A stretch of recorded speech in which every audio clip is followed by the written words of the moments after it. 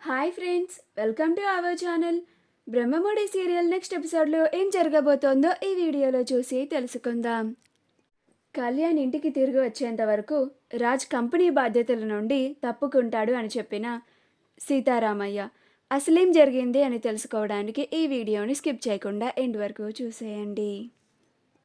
రాజ్ ఇంటికి తిరిగి రాగానే అందరూ రాజ్ని కళ్యాణ్ ఎందుకు రాలేదు అని అడుగుతూ ఉంటారు. అప్పుడు రాజ్ కళ్యాణే ఈ ఇంటికి రాను అన్నాడు పిన్ని అని అంటాడు. అప్పుడు ధాన్యలక్ష్మి ఎందుకు రానన్నాడు, నాకు తెలుసు, ఆ అప్పునే వెనక నుండి నన్ను నా కొడుకుని విడతీస్తుంది అని అంటుంది. అప్పుడు రాజ్ నువ్విలాగా అప్పుని నిందిస్తావనే వాడు రానన్నాడు పిన్ని. నువ్వు ఇంకా అప్పుని కోడలుగా అంగీకరించలేదు అని వాడు ఈ ఇంటికి రాను అన్నాడు. వాడు కష్టపడి వాడి సొంత కష్టం పైన ఎదిగి ఆ తరువాత తన భార్యని తీసుకొని ఈ ఇంటికి వస్తాను అని అన్నాడు. అప్పటి వరకు ఈ ఇంటికి అసలు రాను అని చెప్పేశాడు పిన్ని అని అంటాడు. అప్పుడు కావ్య, అమ్మయ్య, నేను అనుకున్నట్లుగానే జరిగింది. కవిగారు చాలా మంచి ఆలోచన చేశారు, చాలా మంచి నిర్ణయాన్ని తీసుకున్నారు కూడా. ఆయన కష్టపడి ఎదిగి జీవితం విలువ ఏంటో తెలుసుకొని ఈ ఇంటికి వస్తేనే బాగుంటుంది. ఇప్పుడు ఆయన అదే చేస్తానన్నారు, నాకు అది చాలు అని అనుకుంటూ ఉంటుంది. అప్పుడు ప్రకాశం నాన్న కళ్యాణ్ అని బాధపడుకుంటూ సోఫాలోకి కూర్చుండిపోతాడు. అప్పుడు ధాన్యలక్ష్మి ఏవండి అని బాధపడుతూ ఉంటుంది. మనకి ఇంకా శోకంలో ఉండాలి అని రాసి పెట్టినట్టుందండి. అందుకే మనం ఎంత తిరిగి మన కొడుకు కోడలు ఇంటికి తిరిగి రావాలి అని అనుకున్నా కానీ వాడు ఈ ఇంటికి రాను అని అంటున్నాడు అని బాధపడుతూ అంటుంది. అప్పుడు ప్రకాశం ఇదంతా నీ వల్లే కదే, నువ్వు అప్పుని కోడలిగా అంగీకరిస్తే చక్కగా కళ్యాణ్ అప్పులిద్దరూ మన కళ్ళ ముందే ఉంటారు కదా, ఇదంతా నువ్వు చేసిన దానివల్ల కదా అని అంటాడు. అప్పుడు ధాన్యలక్ష్మి అసలు నాకు మొదటి నుంచి అప్పు అంటేనే ఇష్టం ఉండదు. కళ్యాణ్ అప్పుతో స్నేహం చేయడం కూడా అస్సలు నచ్చదు. అలాంటిది ఇప్పుడు కళ్యాణ్ అప్పులు పెళ్లి చేసుకొని బయటికి వెళ్ళిపోతే వాళ్ళిద్దరూ తిరిగి ఇంటికి రావడానికి ఒప్పుకున్నాను. ఇంకా అప్పుని కోడలిగా అంగీకరించమంటే అది నా వల్ల కాదు, అది అస్సలు జరగని పనండి అని బాధపడుతూ అంటుంది. అప్పుడు ప్రకాశం అంగీకరించకపోతే ఇలా కళ్యాణ్ కోసం ఏడుస్తూ ఉండడమే అని బాధపడుతూ అంటాడు. అప్పుడు సుభాష్ ప్రకాశంని ఊరుకోరా అని ఓదారుస్తూ ఉంటాడు. రాజ్ తన గదికి వెళ్ళిపోయి ఆఫీస్కి వెళ్ళడానికి రెడీ అవుతూ ఉంటాడు.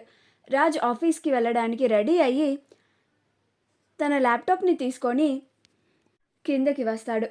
కిందకి రాగానే మమ్మీ నేను ఆఫీస్కి వెళ్ళొస్తాను అని చెప్పి వెళ్తుండగా అప్పుడు ధాన్యలక్ష్మి నా కొడుకు మాత్రం ఇంట్లో నుంచి బయటకు వెళ్ళిపోయి కష్టాలు పడుతున్నాడు, కానీ ఇక్కడ రాజ్ మాత్రం రాజభోగాలను అనుభవిస్తున్నాడు అని బాధపడుతూ అంటుంది.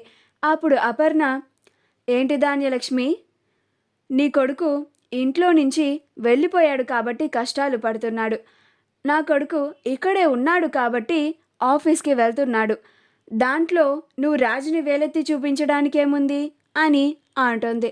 అప్పుడు ధాన్యలక్ష్మి నా కొడుకు అలా ఇంట్లో నుంచి బయటికి వెళ్ళిపోవడానికి కారణం రాజే కదా అక్క అని అంటుంది. అప్పుడు ధాన్యలక్ష్మి రాజేదో కళ్యాణ్ని వెళ్ళిపోమన్నట్లుగా మాట్లాడుతున్నావేంటి అని అంటుంది.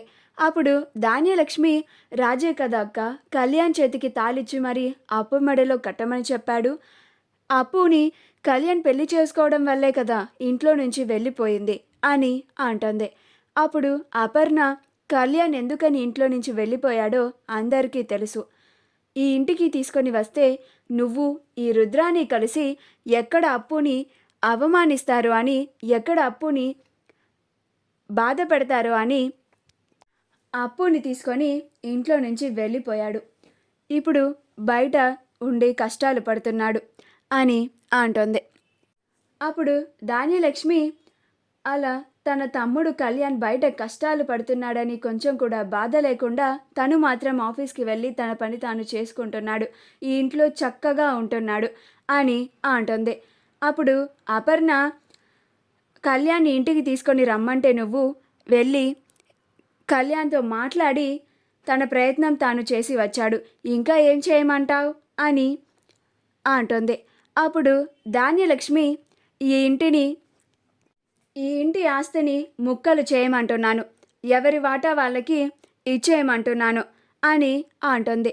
అప్పుడు ఇందిరాదేవి, ఏం మాట్లాడుతున్నావు ధాన్యలక్ష్మి, ఆస్తిని ముక్కలుగా చేయడం ఏమిటి? కళ్యాణ్ ఈ ఇంటికి తిరిగి వచ్చేంత వరకు ఆస్తి పంపకాలు జరగవు. అసలైనా ఎన్నడూ లేనిది నీ నోట్లో నుంచి ఆస్తి పంపకాల గురించి వచ్చిందేమిటి అని అంటుంది. అప్పుడు ధాన్యలక్ష్మి, అలా చేస్తే అయినా నా కొడుకు వాటా వాడికి వెళ్ళి వాడు ఆ ఆస్తితో అన్నా కష్టాలు పడకుండా సుఖంగా ఉంటాడు అని నా తాపత్రయం అత్తయ్య, అంతేకాని వేరే దురుద్దేశం ఏమీ లేదు అని అంటుంది. అప్పుడు ఇందిరాదేవి, నువ్వు చెప్పినట్లుగానే ఆస్తి పంపకాలు చేసి తీసుకెళ్ళి కళ్యాణ్కి నీ వాటా తీసుకో అని చెప్తే కళ్యాణ్ ఆ డబ్బుని తీసుకొని ఆస్తిని తీసుకుంటాడని అనుకుంటున్నావా అని అంటుంది. అప్పుడు ధాన్యలక్ష్మి ఏం మాట్లాడకుండా అలానే మౌనంగా ఉంటుంది. ఇదంతా చూసి సీతారామయ్య, అసలు ఇదంతా ఎందుకు, కళ్యాణ్ ఈ ఇంటికి తిరిగి వచ్చేంత వరకు ఆఫీసు బాధ్యతల నుండి తప్పుకుంటాడు అని అంటాడు. అప్పుడు సుభాష్, అదేంటి నాన్న అంత పెద్ద నిర్ణయాన్ని తీసుకున్నారు అని అంటాడు. అప్పుడు సీతారామయ్య, అవును, కళ్యాణ్ తిరిగి మన ఇంటికి వచ్చేంత వరకు రాజ్ ఆఫీస్కి వెళ్ళడానికి వీల్లేదు అని అంటాడు. అప్పుడు సుభాష్, అదేంటి నాన్న, మొన్నటి వరకు రాజ్ ఆఫీస్కి రాకపోవడం వల్ల మనకు చాలా నష్టాలు వచ్చాయి, ఇప్పుడిప్పుడే రాజ్ ఆఫీస్కి వెళ్ళడం వల్ల ఆ నష్టాలన్నీ పూడ్చి ఇప్పుడిప్పుడే లాభాల్లో ఉన్నాయి మన కంపెనీలు అని అంటాడు. ఇప్పుడు మళ్ళీ రాజ్ ఆఫీస్కి రాకపోతే మళ్ళీ మన కంపెనీకి లాస్ వస్తుంది నాన్న అని అంటాడు. అప్పుడు సీతారామయ్య, మన కంపెనీ బాధ్యతలని అప్పటి వరకు నువ్వే చూసుకో సుభాష్, ప్రకాశం కూడా కొడుకు లేని బాధలో ఉన్నాడు, ఇక కంపెనీ బాధ్యతలు నీపైనే ఉన్నాయి అని అంటాడు. మా వీడియో కనుక మీకు నచ్చినట్లయితే లైక్ చేయండి, షేర్ చేయండి, మా ఛానల్ని సబ్స్క్రైబ్ చేసుకోండి, పక్కనే ఉన్న బెల్ ఐకాన్ని క్లిక్ చేయడం మాత్రం మర్చిపోకండి.